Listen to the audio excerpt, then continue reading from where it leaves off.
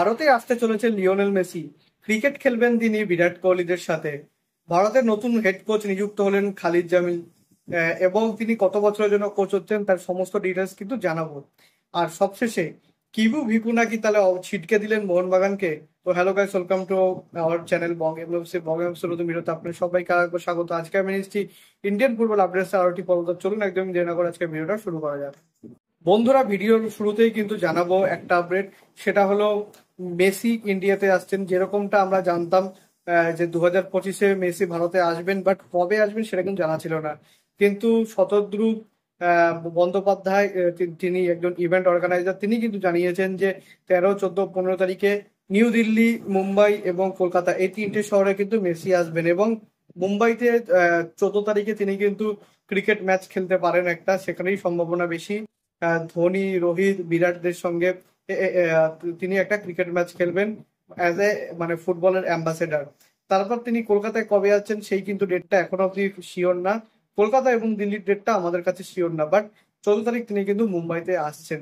এটা কিন্তু এবং সেখানে তিনি কিন্তু ক্রিকেট খেলবেন, এটা একেবারে কনফার্ম। তো মেসি ভক্তদের জন্য কিন্তু এটা বেশ একটা সুখবর। অবশেষে কিন্তু হেড কোচের পদে সিলমোহর পড়ল। নতুন হেড কোচ হলেন খালিদ জামিল। তবে তাকে দীর্ঘ সময়ের জন্য কিন্তু হেড কোচ রূপে অ্যাপয়েন্ট করেনি আমাদের এআইএফএফ। শুধুমাত্র যে এশিয়ান কাপের যে কোয়ালিফিকেশন রাউন্ড, ততদিন অবধি কিন্তু তাকে একটা স্বল্পমেয়াদী চুক্তিতে নিযুক্ত করেছে।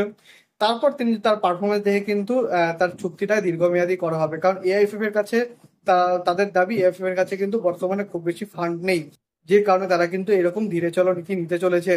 আর খালিদ জামিলের একটা কথা শোনা যাচ্ছিল যে তিনি নাকি জামশেদপুর ছেড়ে দেবেন এবং তার জায়গায় ওয়েন কোয়েল তিনি আবার পুনরায় ব্যাক করবেন জামশেদপুরে। বাট জামশেদপুরের যিনি মালিক কর্ণধার, তিনি কিন্তু জানিয়েছেন যে আমরা খালিদের সঙ্গে মিটিং এ বসেছি, আমরা চাইছি তিনি যেন জামশেদপুরের কোচিং প্যানেল না ছাড়েন এবং একসাথে যেরকম ম্যানুয়ালও চালাতেন, তো সেরকমই কিন্তু জামশেদপুর এবং ইন্ডিয়া ন্যাশনাল টিম দুটো দলেরই কিন্তু তিনি কোচিং করাবেন একসাথে।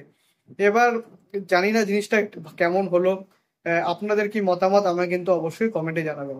এআইএফএফ এর আর এফএসডিএল এর যে হস্তক্ষেপ, সেটার জন্যই কিন্তু আইএসএল হতে এত ডিলে হচ্ছে। এবং সেটার জন্য আমি জানিয়েছিলাম যে আইএসএল এর 8টা দল তারা কিন্তু চিঠি দিয়েছিল যে তারা কিন্তু দল তুলে নিতে পারে। তো সেই পথেই কিন্তু এবার হাঁটতে চলেছে আইএসএল এর এক ক্লাব।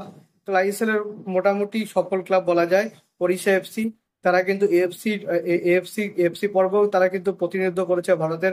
আগস্ট মাসের দ্বিতীয় সপ্তাহের মধ্যে যদি এআইএফএফ এবং এফএসডিএল এর মধ্যে আইএসএল নিয়ে কোনো রকম সুরাহা না হয়, অর্থাৎ কোনো রকম যদি মিটমাট না হয় এবং আইএসএল নিয়ে যদি সবুজ সংকেত না পাওয়া যায়, তাহলে কিন্তু ওএফসি অর্থাৎ ওড়িশা এফসি তারা কিন্তু দল তুলে নেবে এবং তার সাথে সাথে সমস্ত প্লেয়ারদেরকে কিন্তু ছেড়ে দেবে, সেই হুমকি কিন্তু তারা দিয়েছে। আর সবশেষে কিন্তু মোহনবাগানের নিয়ে কিছু ছোট আপডেট আছে।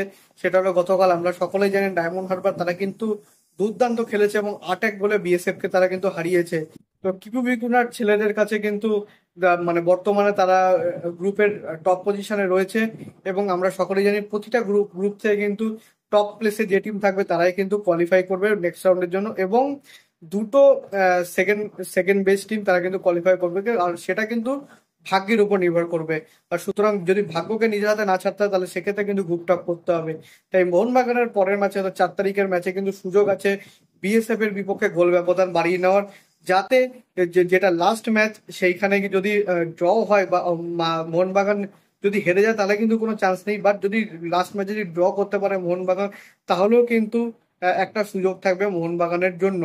আর না হলে কিন্তু আমরা যা দেখতে পাচ্ছি তাতে কিন্তু ডায়মন্ড হারবার এফসি তারা কিন্তু গ্রুপ টপার হয়ে পরের রাউন্ডের জন্য কিন্তু কোয়ালিফাই করবে এবং সেক্ষেত্রে হয়তো তাদের প্রতিপক্ষ হবে ইস্ট বেঙ্গল। আর আরো একটা বড় আপডেট, যে মোহনবাগানের দুজন প্লেয়ার তারা কিন্তু দলে যোগ দিয়েছেন। সবার প্রথম যিনি হলেন সাহাল আব্দুল সামাদ। সমস্ত ভারতীয় খেলোয়াড়রা কিন্তু প্র্যাকটিসে যোগদান করে দিয়েছিলেন, বাট সাহাল কিন্তু গতকাল তিনি কিন্তু এসছেন, তার খুব একটু লেট করে তিনি কিন্তু দলে কিন্তু যোগদান করলেন। এবং তার পাশাপাশি মনস্টার আলবার্তো রদ্রিগেস, তিনি কিন্তু আজকে সকালে 8টার সময় কলকাতার এয়ারপোর্টে ল্যান্ড করেছিলেন এবং তারপর তিনি কিন্তু নিজের হোটেলে চলে যান। এবং মোস্ট প্রবলি কাল থেকে তিনি কিন্তু প্র্যাকটিসে নামবেন, অর্থাৎ 4 তারিখের ম্যাচে কিন্তু আলড্রেড এবং অ্যালবার্তো জুটি কিন্তু দেখতে পাওয়ার সম্ভাবনা বেশি। তো মোহনবাগান ফ্যান্সরা আপনাদের কি মতামত আমাকে অবশ্যই কমেন্টে জানাবেন। সো এইটুকুনি ছিল আজকে আপডেট ভিডিও। যদি ভিডিওটা ভালো হয়ে থাকে ভিডিও অবশ্যই লাইক করবেন, চ্যানেলটি সাবস্ক্রাইব করে বেল আইকনটা অবশ্যই প্রেস করে দেবেন আমাদের সমস্ত ভিডিওর আপডেট ও নোটিফিকেশন সবার আগে পাওয়ার জন্য। এছাড়া আপনারা আমাদের সোশ্যাল মিডিয়া হ্যান্ডেল ফলো করতে পারেন, লিঙ্ক আমি ডিসক্রিপশন ও ফার্স্ট কমেন্টে দিয়ে রাখবো। So make sure must follow them. ছোটখাটো কিছু আপডেট সেখানে দেওয়ার চেষ্টা করি। আর দেখা হচ্ছে পরের ভিডিওতে। আপাতত bye bye. Glory glory man United.